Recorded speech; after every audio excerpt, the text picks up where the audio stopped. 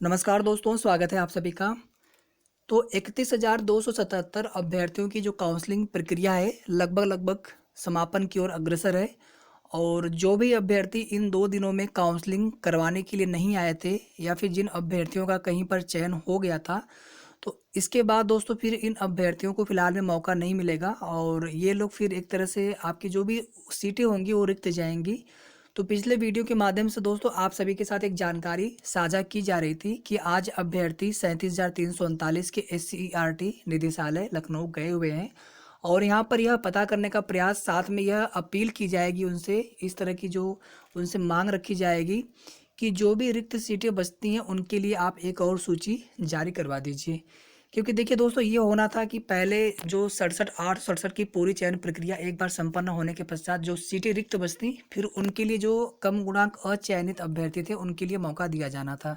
ऐसा बेसिक शिक्षा मंत्री जी के द्वारा कहा गया था कि जब तक सीटें पूरी तरह से फुल नहीं हो जाएंगी, काउंसलिंग प्रक्रिया तब तक करवाई जाएगी, जिला सूची उनके लिए जारी की जाएगी। तो यहाँ पर दोस्तों क्या हो रहा है, चूंकि अब जो भर्ती आपकी है 2 चरणों में संपन्न हो रही है, तो ये भी बिल्कुल निश्चित है कि दोनों ही चरणों में सीटें रिक्त बचेंगी, शेष बचेंगी। अब इसमें दोस्तों 31,277 सूची से या जो काउंसलिंग प्रक्रिया चल रही है, इस लिस्ट से कितने अभ्यर्थी जो कि काउंसलिंग नहीं करवाएंगे या फिर कितने अभ्यर्थी ऐसे होंगे जिनके डॉक्यूमेंट्स जो आप कह सकते हैं कि अपेयरिंग वाले होंगे या बैक पेपर वाले, जिनका रिजल्ट बैक पेपर का रिजल्ट बाद में आया था, या फिर दोस्तों जो उस समय तक सीटेट पर टेट पास नहीं थे, बाद में उन्होंने सीटेट पास किया था। कई तरह की चीज़ें हो सकती हैं। तो फिलहाल में दोस्तों अब 2 दिनों की काउंसलिंग प्रक्रिया संपन्न होने के पश्चात 31,277 अभ्यर्थियों के जो डॉक्यूमेंट्स, जो उनके प्रमाण पत्र है, सत्यापन का कार्य शुरू किया जाएगा जिला अपने अपने जो भी उनके आवंटित जनपद है वहाँ की जिला चयन समिति के द्वारा। और बहुत जल्द दोस्तों इसकी जो रिपोर्ट है, क्योंकि आप सभी जानते हैं कल ही जो है नियुक्ति पत्र भी निर्गत किया जाना है, तो ऐसे में ये जो भी सारे जो भी कार्यक्रम है, ये आपके बहुत जल्द शीघ्र पूरे कर लिए जाएंगे। और इसके बाद दोस्तों, जैसा कि पिछले वीडियो के माध्यम से भी आप सभी को बताया गया था कि 20 तक जो है फिर नियुक्ति पत्र के बाद कार्यभार ग्रहण और साथ में विद्यालय आवंटन की जो प्रक्रिया है पूर्ण कर ली जाएगी। 1-2 दिन दोस्तों आगे पीछे हो सकता है, तो समाचार पत्र के माध्यम से आपको जानकारी बताई गई थी। क्योंकि अब जो है नए सिरे से अब जो विद्यालय आवंटन की प्रक्रिया संपन्न करवाई जाएगी, यहाँ पर जो BSA हैं उनका रोल समाप्त कर दिया गया है। अब जो है सीधे निदेशालय से, शासन स्तर से आपको विद्यालय आवंटित किए जाएंगे। उसमें आपको मेरिट के आधार पर जो पहले वरीयता भरेंगे तो उसी अनुसार आपको विद्यालय आवंटन होगा। तो दोस्तों कौन कौन से अभ्यर्थी बाहर होने वाले हैं, चर्चा करेंगे इन पे इनसे पहले दोस्तों थोड़ी सी चर्चा कर लेते हैं कि 37,339 अभ्यर्थी, आप लोगों की तरफ से लगातार एक प्रश्न पूछा जा रहा है कि कितनी सीटें रिक्त बच सकती हैं। अब देखिए दोस्तों, आज और कल में बहुत सारे अभ्यर्थी जो फर्जीवाड़ा वाले होंगे, उम्मीद दोस्तों तो ये लगाई गई थी कि फर्जीवाड़ा की जो भी जांच है वो पूरी हो जाए जल्द से जल्द, और जो भी फर्जीवाड़ा वाले अभ्यर्थी हैं उनको जो है काउंसलिंग से रोका जाए या फिर वे अभ्यर्थी स्वयं में ही काउंसलिंग न करवाएं। और जिन अभ्यर्थियों का कहीं न कहीं हो चुका है चयन, तो वे लोग भी अगर काउंसलिंग नहीं करवाते हैं, तो ऐसे में यहाँ पर जो बेरोजगार युवा अभ्यर्थी, मेहनती, जिन्होंने अपने मेहनत अपने बलबूते यहाँ तक पहुँचे हैं दोस्तों, तो कहीं न कहीं उनके लिए मौका यहाँ पर बनता हुआ दिखाई दे रहा है। तो ऐसे में दोस्तों उम्मीद करेंगे कि कम से कम 3-4 हज़ार ज़्यादा ही सीटें रिक्त बचे, और ये भी हो सकता है दोस्तों कि 2,000 ही सीट बचे, 2,500 ही सीट बचे। तो जितनी भी दोस्तों सीट बचने की संभावना है, ये दोस्तों आपको आज शाम तक क्लियर हो जाना चाहिए। अदरवाइज दोस्तों आपको कल तक क्लियर हो जाएगा कि कितनी सीटें यहाँ से रिक्त बच रही हैं। और कहीं न कहीं दोस्तों अब जो उम्मीद है इस बात की तरफ बढ़ चली है कि 37,339 अभ्यर्थियों में से एक बार फिर से जितनी सीटें यहाँ पर रिक्त बचेंगी, उतने अभ्यर्थियों के लिए मेरिट में ऊपर से वर्गवार, और जितनी भी सीटें होंगी उनको वर्गवार डिवाइड करते हुए 50-27 और 21 और 2% साथ में 10% वर्टिकल रिजर्वेशन को लेते हुए एक बार फिर से जो है जिला आवंटन सूची जारी कर दी जाएगी और उनके लिए जो है काउंसलिंग प्रक्रिया संपन्न करवा दी जाएगी। तो फिलहाल में दोस्तों यहाँ पर 31,277 की काउंसलिंग प्रक्रिया पूरी तरह से संपन्न होने के बाद एक और जो है सूची जारी की जा सकती है।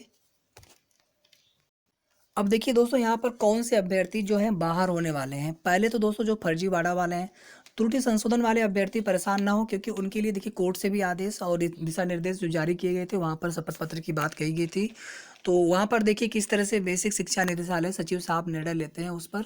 तो फिलहाल में दोस्तों अभी उन्हें ज़्यादा परेशान होने की आवश्यकता नहीं है, लेकिन जो भी आपकी चीज़ें हैं, शपथ पत्र आदि चीज़ें, वो सब बिल्कुल आपने सही से दिया होगा, ऐसी उम्मीद करते हैं।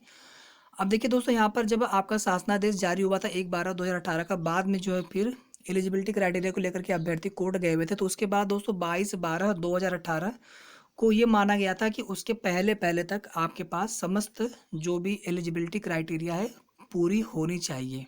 ठीक है, तो 5/12/2018 एवं संशोधित विज्ञप्ति दिनांक 20/12/2018 को प्रकाशित की गई, जिसमें ऑनलाइन आवेदन पत्र पंजीकरण हेतु अंतिम तिथि 22/12/2018 निर्धारित थी। तो इसी को दोस्तों फिलहाल में यहाँ पर मान्य किया गया है। तो भर्ती परीक्षा हेतु परीक्षा नियामक प्राधिकारी द्वारा ऑनलाइन आवेदन पत्र आमंत्रित किए गए थे। आवेदन पत्र में अभ्यर्थी को घोषणा की जानी थी कि मुझे विज्ञापन में दी गई समस्त शर्तें मान्य है। आवेदन करने की तिथि को मेरे पास आवेदन पत्र में उल्लिखित समस्त जो अंक पत्र, प्रमाण पत्र, आरक्षण एवं विशेष आरक्षण जो संबंधी प्रमाण पत्र उपलब्ध हैं। ठीक है, यानी इसी में दोस्तों आपका एनओसी भी आ जाएगा। अब देखिए, जो भी अभ्यर्थी यहाँ पर विदाउट एनओसी 68,500 वाले या फिर ऐसे अभ्यर्थी अगर काउंसलिंग करवा रहे होंगे, क्योंकि अभी उनके लिए मामला कोर्ट में देखिए विचाराधीन है, वो मामला भी ये फाइनल नहीं है, अंतरिम राहत वहाँ पर दी गई थी।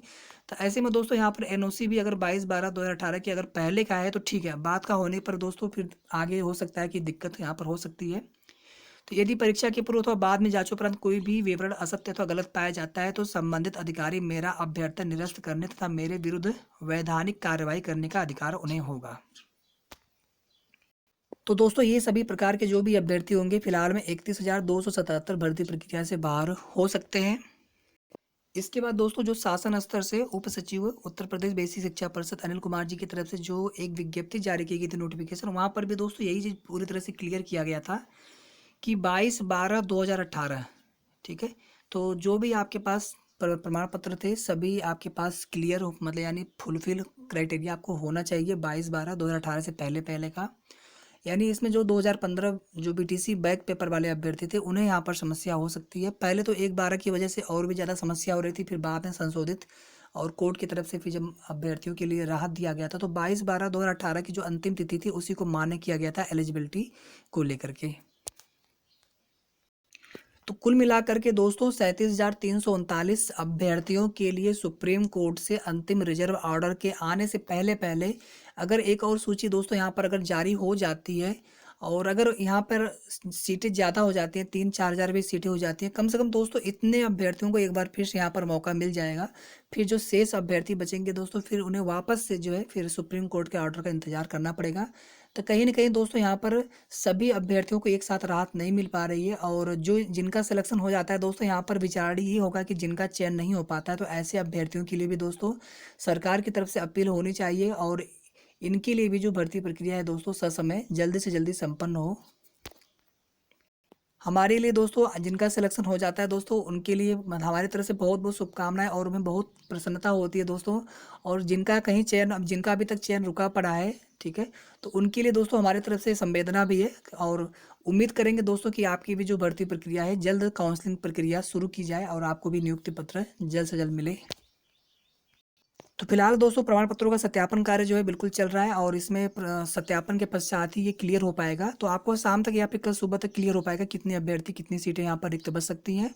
और जो अचयनित अभ्यर्थी हैं दोस्तों आप लोग बिल्कुल भी परेशान ना होइए, क्योंकि देखिए 37,339 में से जितने भी अभ्यर्थी यहाँ पर चयन होते जाते हैं तो फाइनली आपको जो सीटें भर्ती एक बार में होने पर बचती वही सीटें आपको यहाँ पर भी बचती हुई नजर आएंगी।